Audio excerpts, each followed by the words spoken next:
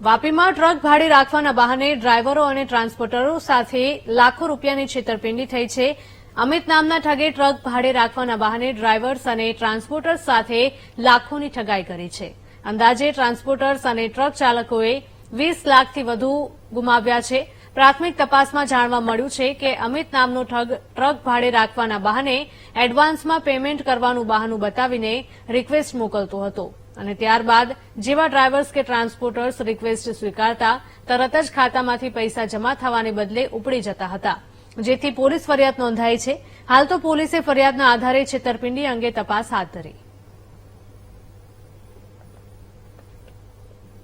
વાપીમાં truck ભાડે રાખવાના બહાને ડ્રાઈવર્સ અને ટ્રાન્સપોર્ટર્સ સાથે લાખોની છેતરપિંડી આચરવામાં આવી છે. અમિત નામના ઠગે ટ્રક ભાડે રાખવાના બહાને ડ્રાઈવર્સ અને ટ્રાન્સપોર્ટર્સ સાથે લાખોની ઠગાઈ કરી. સંવાદદાતા માનવ જોડાઈ ગયા છે ફોનલાઈન પર વધુ વિગતો સાથે. માનવ, જણાવશો કે વાપીમાં ટ્રક ભાડે રાખવાના બદલે લાખો રૂપિયાની ઉઠાંતરી કરવામાં આવી હોય તેવો બનાવ સામે આવ્યો છે.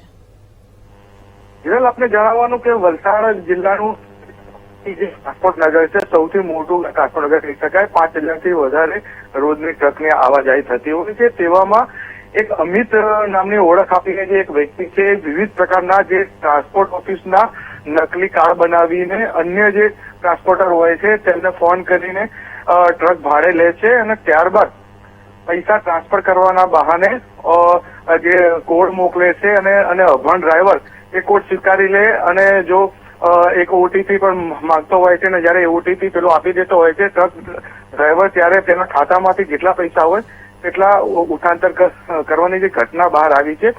1-2 નહીં પરંતુ 10 થી વધારે આ પ્રકારની ઘટના છેલ્લા 1 મહિનામાં બની છે. અંદાજે 20 થી 30 લાખ રૂપિયાનો ફ્રોડ થયો હોવાનું બહાર આવ્યું છે. ટ્રાન્સપોર્ટરોએ આ મામલે વાપી અને એની જે 2 પોલીસ સ્ટેશનમાં એ લોકોએ અરજી પણ આપેલી છે અને આ મામલે ઘટતું કરવાની માંગ કરી રહ્યા છે. ખાસ કરીને જણાવવાનું કે જે ઓનલાઈન ફ્રોડ થતા હોય છે તેનો મોટાભાગે જે શિકાર હોય છે તે અભણ ડ્રાઈવરને બનાવતા હોય છે અને તેમને ઝાંસામાં લઈને આ પ્રકારે ઘટના બહાર આવી રહી છે. જી માનવ, આભાર.